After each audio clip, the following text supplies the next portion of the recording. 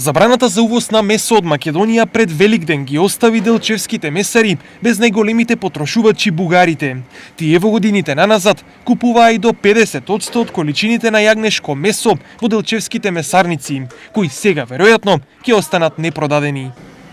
Секако дека ќе има последици, пошто на бугарските граѓани им е забрането да носат месо, на граница не им дават да преносат месо.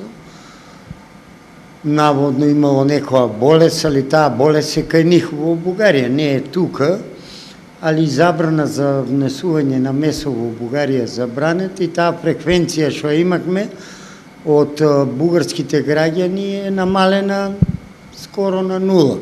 Големиот интерес на бугарските шопинг туристи доаѓа од драстично поевтината цена на јагнешкото месо кај нас, во однос на онаа во бугарските месарници. Имено во Бугарија килограм јагнешко во моментов се продава за околу 15 лева, а пред Великден таа достигнува и до 20 лева, што изнесува 7,5 до 10 евра, додека цената кај нас е многу поевтина. 300 денара е јагнешкото, али очекуваме за Великден. Извозот сега ќе заврши и очекуваме дека малку покачување ќе има на јагнешкото, али тука ќе биде од 300 до 330 денара ќе биде. На граничните премини од бугарска страна веќе е регистрирана и конфискација на прехранбени производи.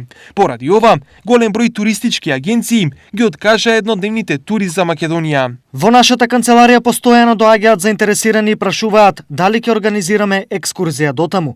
Сакаат да го поврзат полезното и практичното, да купат некое кило јагнешко и јајца за великденската трапеза. Но ние категорично ги откажуваме турите, зашто не сакаме да имаме проблеми со граничните власти. Истакнуваат туроператори од Благоевград и Кюстендил.